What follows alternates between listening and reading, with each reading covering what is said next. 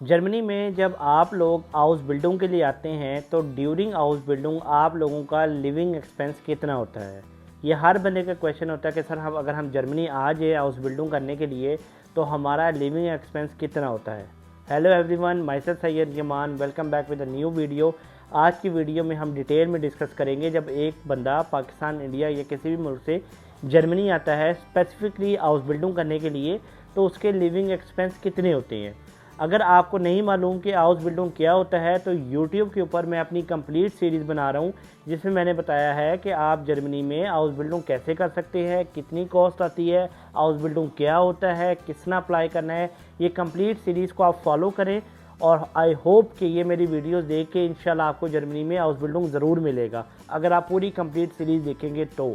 और आप euro vibe को लाइक करें, सब्सक्राइब करें ताकि आपको मज़ीद अच्छी और इन्फॉर्मेटिव वीडियोस मिलती रहें।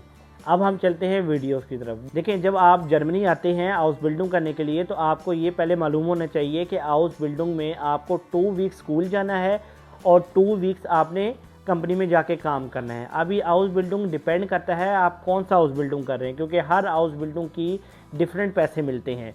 कुछ केसेस में 800 यूरो मिलता है, 1000 भी मिलता है, 1200 यूरो भी पर मंथ आपको ये मिलता है। तो आप स्टडी भी करते हैं, साथ आप पैसे भी कमाते हैं। इसको हम कहते हैं house building, in simple word vocational training. अब लिविंग एक्सपेंस की अगर मैं बात करूं, देखिए इसमें ना डिपेंड करता है। अगर तो आप फॉर एग्जांपल जर्मनी में हाउस बिल्डिंग के लिए आ रहे हैं और बड़ी सिटीज़ में आ रहे हैं, जैसे फ्रैंकफर्ट है, हैम्बर्ग है, म्यूनिख है, बर्लिन है, बड़े बड़े सिटीज़ जो हैं, जो बड़े सिटीज़ हैं वहाँ पे जो लिविंग कॉस्ट है, आपकी लिविंग कॉस्ट मतलब रिहायशी, जहाँ पे आप हॉस्टल में रहते हैं या आप प्राइवेट वोनिंग में रहते हैं, तो उसका जो आपका कह लें कि एक रूम का आपका जो रेंट होता है वो तकरीबन 400 यूरो से लेके 600 यूरो के बीच बीच में होता है बड़े सिटीज़ में। ये एक रूम का आपको मैं बता रहा हूँ, मे बी इससे थोड़ा सा ज़्यादा हो, 700 यूरो भी हो सकता है। लेकिन कुछ लोग जो हैं वो शेयरिंग में भी रहते हैं, मतलब एक रूम है, काफ़ी बड़ा रूम है, वहाँ पे 2 बंदों की सिटी रजिस्ट्रेशन हो जाती है, तो वहाँ पे आप शेयरिंग में भी किसी के साथ रह सकते हैं। तो ये डिपेंड करता है। लेकिन नॉर्मली अगर हम जनरल देखें तो जर्मनी में तकरीबन आप समझिए कि 600 यूरो से लेके 700 यूरो और 800 यूरो, कम भी हो सकता है, इससे ज़्यादा भी हो सकता है, मतलब इसके आसपास ही बिग सिटीज़ की मैं बात कर रहा हूँ अभी। तो इतना आपका जो है वो खर्चा हो जाता है आपकी रिहाइश के ऊपर। अब खाने पीने की मैं अगर बात करूँ तो एक जो स्टूडेंट नॉर्मली जर्मनी में रहता है उसका महीने का खाने पीने का खर्चा, मतलब अगर आप ज़्यादा बाहर के खाने नहीं खाते, आप प्रेफर करते हैं कि मैं घर में ही कुकिंग करूं और थोड़े बहुत पैसे भी सेव करूं, तो वो आपके तकरीबन 200 यूरो से लेके 300 यूरो के बीच बीच में, अगर आप ज़्यादा आउटिंग नहीं करते, अगर आप ज़्यादा खाना बाहर से नहीं खाते, ज़्यादा ऑर्डर नहीं करते, तो आपका तकरीबन आप समझें कि इसके आसपास 300 यूरो के आपका खर्चा हो जाता है खाने पीने का। इसके बाद आपका जो सेकंड खर्चा आता है वो आता है आपकी हेल्थ इंश्योरेंस। अगर तो वो आपकी कंपनी पे कर रही है तो आपने कोई पे नहीं करना, क्योंकि जर्मनी में जब कोई स्टूडेंट आता है तो वो अपनी हेल्थ इंश्योरेंस खुद पे करता है, जो तकरीबन 150 यूरो से 170 यूरो के बीच में पर मंथ होती है हेल्थ इंश्योरेंस। नेक्स्ट में अगर मैं बात करूँ, इसके बाद एक चीज़ होती है रेडियो बिल। जर्मनी में हर बंदे ने 17 यूरो से लेकर 20 यूरो रेडियो बिल एक होता है, वो आपने जर्मनी में पे करना ही करना होता है। हर 3 मंथ बाद आपको 54 या 56 यूरो आपको बिल आता है रेडियो का, वो आपने पे करना होता है, वो आपने लाजमी पे करना होता है, ये आपके लिए कंपलसरी है। नेक्स्ट अगर बात करें तो आप देखें, अगर आप मोबाइल लेते हैं सिम के 10-15 यूरो आप सिम के डाल लें, और इसके अलावा ऐसे आपके रिहाइश का हो गया, खाने पीने का हो गया, रेडियो बिल का हो गया, इंश्योरेंस का हो गया, और आपके मोबाइल के टैरिफ, मोबाइल डाटा जो आप लेते हैं, इंटरनेट जिसे हम कहते हैं, उसका अगर मैं खर्चा डालूँ 10-15 यूरो उसका खर्चा आ जाता है। तो ये तकरीबन आप समझें कि आपका कुल मिला के बिग सिटीज़ के अंदर आपका तकरीबन 1200 यूरो से लेके 1000 यूरो के बीच बीच में आपका खर्चा हो जाता है।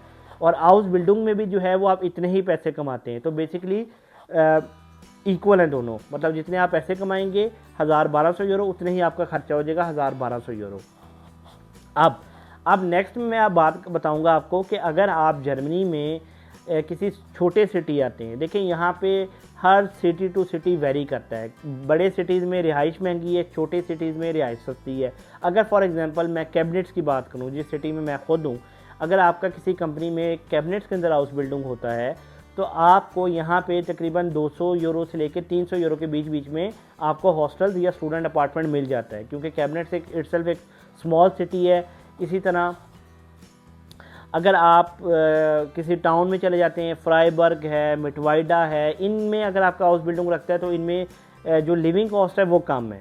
तो बेसिकली बिग सिटीज़ में लिविंग कॉस्ट ज़्यादा है। इवन कि आपको हाउस बिल्डिंग अगर आप करते हैं तो वहाँ पे मे बी आपको, अगर म्यूनिक में आपका हाउस बिल्डिंग लगे तो आपको पर मंथ हाउस बिल्डिंग के 1500 यूरो मिल रहे हो। अगर वही हाउस बिल्डिंग आपको कैबिनेट्स में मिले छोटे सिटी में तो आपको मिलेंगे तकरीबन 1000 यूरो।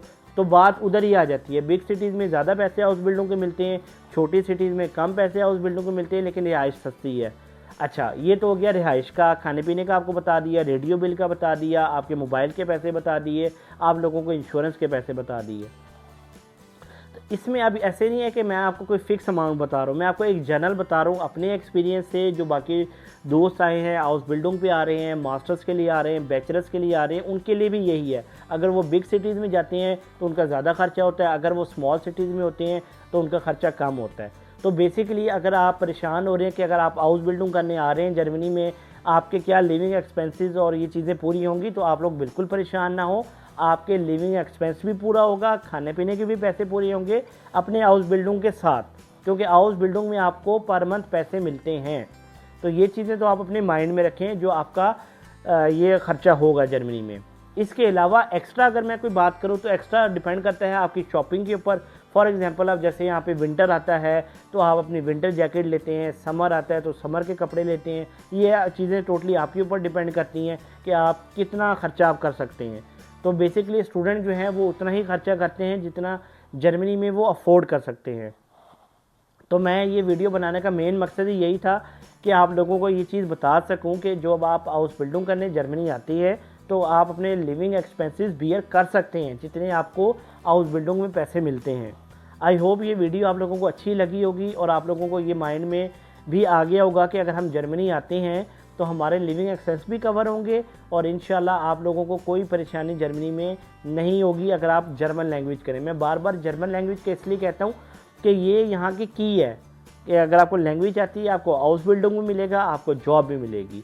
और अगर ये वीडियो आपको अच्छी लगी है तो लास्ट में जैसे कि मैं हमेशा कहता हूँ यूरो वाइब को लाइक करें, शेयर करें और सब्सक्राइब करें ताकि मैं मज़ीद अच्छी इंफॉर्मेटिव वीडियोस आप लोगों की बनाता रहूं। और ये यूट्यूब की जो मेरी सीरीज़ है, अगर आप लोगों ने ये कंप्लीट सीरीज़ देख ली तो इंशाल्लाह हाउस बिल्डिंग का आपको कंप्लीट पता लग जाएगा और इंशाल्लाह आप लोग इतने हो जाएंगे कि आप लोग खुद हाउस बिल्डिंग अप्लाई करें। मेरी आने वाली कमिंग वीडियोज़ में शूटिंग स्टार्ट कर दी है जिसमें आप लोगों को मैं कंप्लीट बताऊंगा स्टेप बाय स्टेप कि आप लोगों ने हाउस बिल्डिंग कैसे अप्लाई करना है। Thank you.